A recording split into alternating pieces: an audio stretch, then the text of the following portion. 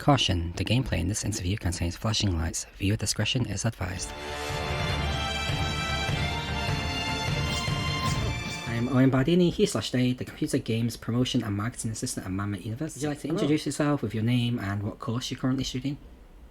So I'm Rahul Vyas, and I'm currently studying masters in video games development at Can MMU. you tell us about the game you're developing, any concepts, inspirations, or the story behind the project? So the game that I'm currently working on is a fantasy-based game with hack and slash model in it. So if you look at something like Devil May Cry combat system that has been integrated into the difficulty and challenging level of Souls like, where the enemy AI is smart and has his own thinking capabilities. For example, if you look at Malenia in Elden Ring, so when you throw a long range attack or throw a projectile at it, it dodges. So something like that, something that the enemy can provide a challenge for, but it is fair and it does not take away from player So, how many experience. people are on your team, and what does your role entail? So, there is no one else on my team. It is a solo project, and I'm working on it currently.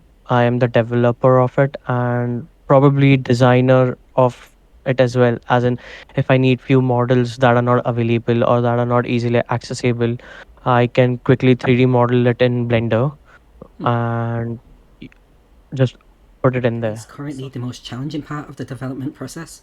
And do you have any plans or ideas of how to overcome these issues?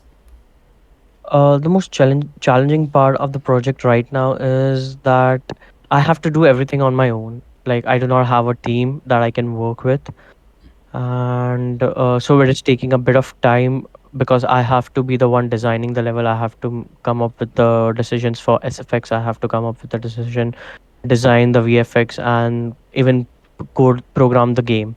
So it is a bit challenging when I have to, do everything all together and mix it into one thing.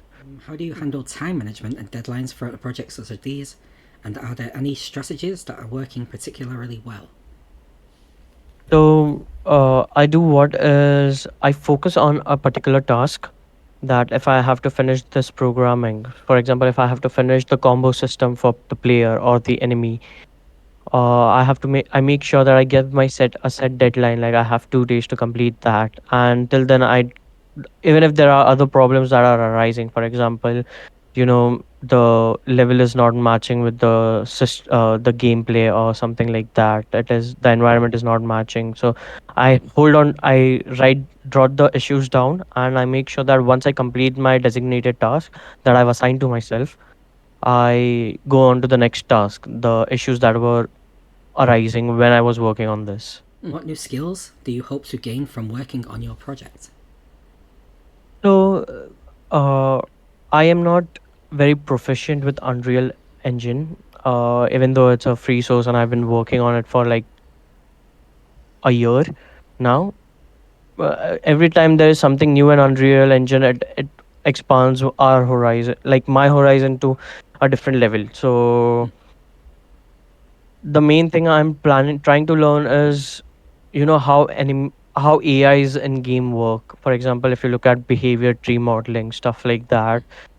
I spoke to a lot of people from the industry, like other developers from my course, my friends, and stuff like that. And I realized one thing that people want to explore the AI bit, but they cannot because learning behavior tree, creating custom tasks, and stuff like that is a bit tedious and a bit confusing.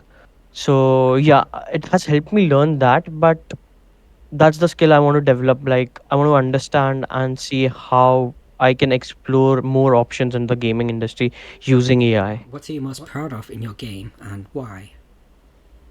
So just like I said before, the main thing that I want to do is work on the AI bit of the game where it makes its own decision. So the thing that I am currently proud of, it's not complete yet, but I'm currently proud of is that my enemy has multiple states. If you look at passive state, that it is an idle state, it stands there, then it patrols a route if it has to, and if there is no patrolling state and it hears a voice, it can, go investigate for a bit and come back. And if it sees you, because I've added a perception system as well based on the damage it takes on the sight it sees and on its hearing. So if it sees you or hears you and directly finds you, it can go into an aggressive attacking state where it decides based on the distance that which attack it has to do, and there are multiple combinations of attack. And if it sees that if I'm being too aggressive, it becomes too aggressive, and if I'm being mellow, then it becomes too mellow. If I'm doing a long range attack, it goes into a block immediately, stuff like that. What advice would you give to other students or recent graduates who are starting their game development projects?